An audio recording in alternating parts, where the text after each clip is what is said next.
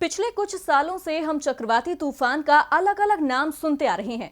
हुदहुद, तितली, वायु, funny, Amphan.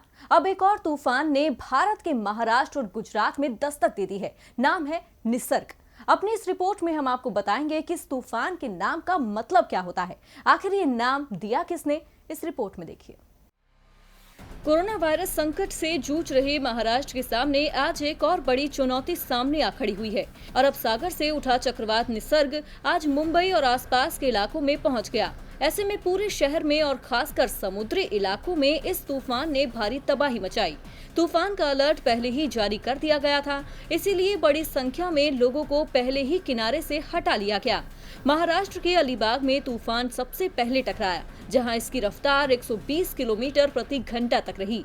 अरब सागर और बंगाल की खाड़ी में आने वाले समुद्री तूफानों के नाम रखने का सिलसिला 16 साल पहले यानी 2004 में शुरू हुआ। वैसे तूफानों के नामकरण की शुरुआत साल 2000 में ही शुरू हो गई थी, लेकिन 2004 में इनके नाम रखने के लिए 8 देशों में एक सहमति बनी। इसमें बांग्लादेश, भारत, मालदीव, म्यांमार, ओमान, पाकिस्तान, श्रीलंका और थाईलैंड शामिल थे।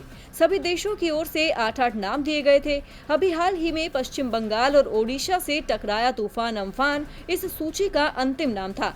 अम्फान नाम थाईलैंड द्वारा दिया गया था। 2018 में 8 देशों के ग्रुप में 5 और देशों को जोड़ा गया। ईरान, कतर, सऊदी अरब, यूएई और यमन इसमें शामिल किए गए। इस तरह 13 देशों का ग्रुप तैयार हुआ और इन सभी देशों ने मिलकर तूफानों के नामों की 2020 में नई सूची बनाई। इस लिस्ट में 169 नामों को जगह दी गई है। निसर्ग इस सूची में पहला नाम है। महाराष्ट्र के अलीबाग में टकराए तूफान को निसर्ग नाम मिला है। निसर्ग का मतलब होता है प्रकृति यानी नेचुरल। ये नाम बांग्लादेश द्वारा दिया गया है।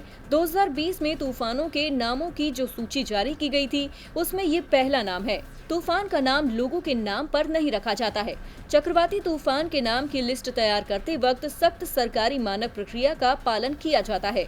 आईएमडी के अनुसार नाम लिंग, राजनीति, धर्म और संस्कृति के प्रति निष्पक्ष होने चाहिए। भावनाओं को चोट नहीं पहुंचाने वाला, आक्रामक नहीं होना, छोटा होना, उच्चारण करने में आसान होना चाहिए।